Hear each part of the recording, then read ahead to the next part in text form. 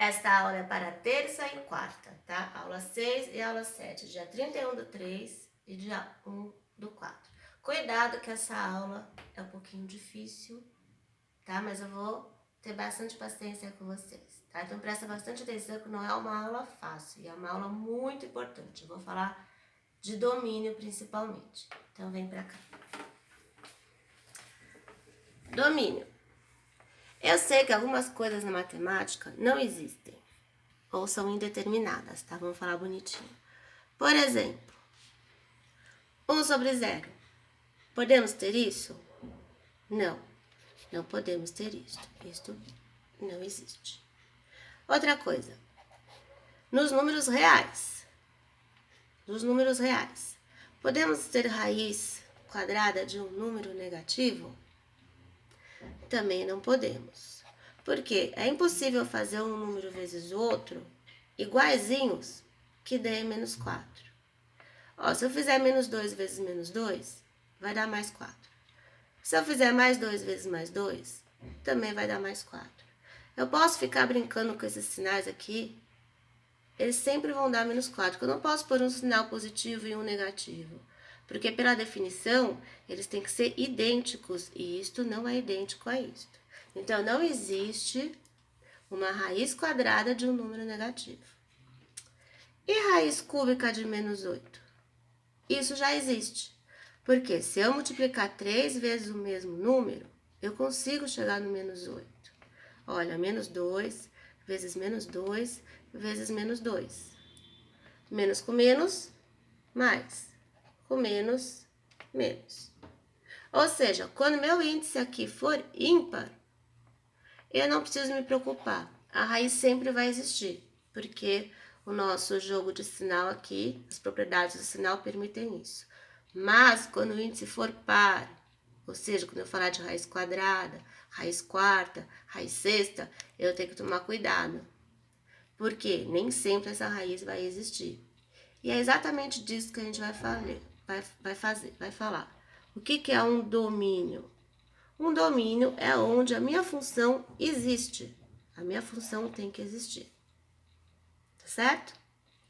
Então vamos para a aula que eu preparei aqui, depois dessa explicação. Domínio.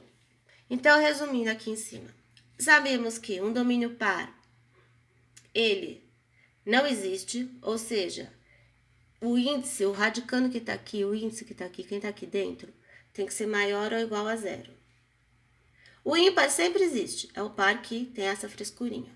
E sabemos que quando a gente tem uma fração, o número de baixo não pode ser 0. Esse é o resuminho de domínio. Vamos para uns exemplos. É o exemplo do livro, tá? Eu peguei de propósito para a gente poder acompanhar juntos. É o R6 do livro. Eu quero saber qual o domínio dessa função. Primeiro, vamos ver. Ela é fração? Não. Ela é raiz? Não. Então esquece, ela sempre vai existir. E como é que a gente escreve sempre na matemática? Assim, domínios são os reais. Toda reta, ela sempre existe. Então, esse foi facinho. Vamos para o B. Domínio do B. Ele é uma fração? É. Então, já tem que parar para pensar. Bom, se ele é uma fração, esse número de baixo aqui, ele não pode ser 0. Ai, não consigo fazer de cabeça. Tá, não tenha vergonha. Passe menos para lá, ele fica mais. Ele é raiz? Não. Então tá, ele só tem esse probleminha. Ele vai existir sempre, igual o exercício de cima, ele existe sempre, só que nesse número ele não existe. Então eu escrevo assim, ele existe sempre, só que eu tiro o número 4. Duas formas de escrever. Eu nunca vou exigir de vocês como escrever, vocês sabem disso. Cada um escreve como quer.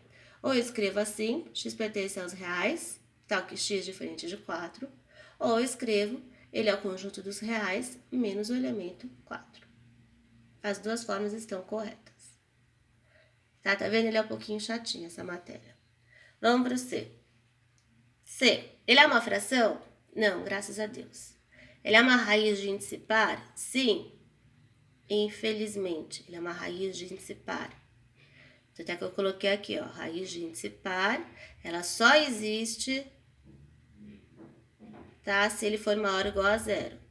E raiz de índice ímpar, ela sempre existe. Certo? Então, eu vou fazer esse número aqui de dentro, ó. Esse número de dentro ser maior ou igual a zero. Tá aqui a conta. Isso aqui é uma desigualdade. X para um lado, x para o outro. Igualzinho a gente fazer uma equação. 21 vem para cá, o 7 está multiplicando, passa dividindo e eu cheguei no resultado. De novo, duas formas de escrever. Por isso que a gente ficou um tempinho na matéria de conjuntos. Lembra que eu falei para vocês? A gente precisa saber ler a matemática.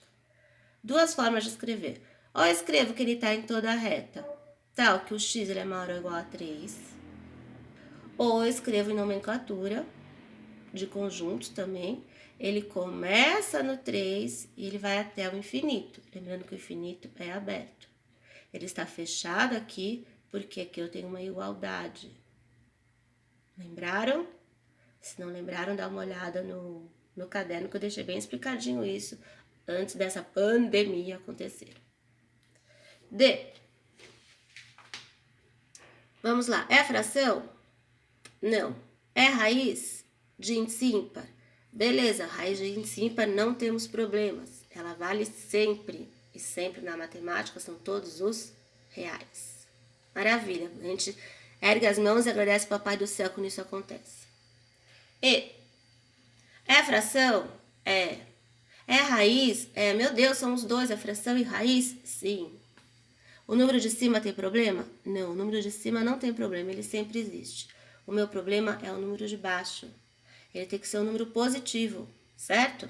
Então, eu vou fazer isso aqui, ser um número maior ou igual a zero. Igualzinho a equação. Só que olha o que aconteceu aqui, ó. Eu vou ter que multiplicar por menos 1. E quando eu multiplico por menos 1 uma desigualdade, eu inverto a desigualdade, tá vendo? Eu expliquei isso também. Tá? Passo 2 dividindo. Só que ele está embaixo, então ele não pode ser zero. Então, esse menor ou igual a zero aqui não pode acontecer esse igual. Ele só pode ser menor. Entenderam? Vou de novo. Por que não pode ser esse igual? Porque ele está embaixo, ele é um denominador. E lembra que eu falei para vocês? Na fração não podemos ter zero embaixo. Então, eu tenho que excluir essa igualdade do 4. Se eu colocar o 4 aqui, isso vai dar zero. E aí vai ficar uma fração com zero. Isso não pode acontecer. Então, domínio dessa função. São todos os reais, tal que o x menor que 4. Ou ela começa lá no menos infinito aberto e para no 4 aberto. Se eu colocar fechado aqui, eu estou falando que isso aqui vale zero. E isso não pode valer zero. Gente, se vocês tiverem alguma dúvida, vocês mandem e-mail para mim, tá? F. É fração? É. É raiz? É. Eita, nós. Assim que você vai pedir na prova? É. Infelizmente, vai ser assim mesmo, gente. Número de cima, uma raiz de índice par. Então tá, eu já sei que quem tá dentro da raiz de índice par é maior ou igual a zero. Pronto, passei o 4 para lá, tá aqui. A primeira resposta tá aí. A segunda resposta, tem uma fração. Então, isso aqui não pode ser zero. Vou lá no cantinho, porque eu não consigo fazer de cabeça, não é vergonha para ninguém. Passo menos 14 para lá, o 2 eu passo dividindo. Então, tem que acontecer essas duas coisas. Ele tem que ser diferente de 7 e ele tem que ser maior ou igual a 4. Então, eu escrevo assim. X maior ou igual a 4 e... Esse é importante, tem que acontecer as duas coisas ao mesmo tempo. Se eu colocar ou... Eu falo que ou acontece isso ou acontece a diferença. E não é verdade, tem que ser o E. Esse é importantíssimo. Ou eu escrevo como intervalo. Ele começa em 4 e vai até mais infinito. E, de novo, o x diferente de 7. Ou também eu podia escrever assim, menos o elemento 7. Tá? Tem várias formas de escrever isso. Tudo bem? Vamos para o exemplo 7. O exemplo R7, ele não fala mais de domínio de função. Ele é o zero da função. O que é um zero da função? Quando eu falo zero da função, isso está escrito em português. Isso está escrito em matemática. Zero da função. Ou seja, quando a minha função for zero. Então, basta pegar a função e igualar a zero. Então, olha aqui o exemplo. Qual o zero da função para essa função g de x? Eu pego minha função e igualo a zero. Facinho, né? Isso vai ser muito importante para a gente fazer gráfico. Tá? Ele é facinho, mas ele é muito importante. Qual o zero da função h de x? Pego essa função e igualo a zero. Ah, só sei fazer por delta. Faça por delta, não tem problema. Tá, eu fiz direto, mas se você só sabe fazer por delta, não tem problema. Esses são os zeros da minha função. Tá certo? É só isso. Na aula 7, que é a aula do dia 1, eu pedi os exercícios 9 e 10 da página 58. Vai ser um exercício só de domínio, que pode ser que aí apareça algumas dúvidas. E o exercício 10, que é só de zero da função, que eu acredito que vai ser tranquilo. Tá? Essa aula, então, é até dia 1º de abril. Está ficando difícil. Mas tudo bem, eu ajudo vocês, tá bom? Beijinhos e até a próxima aula.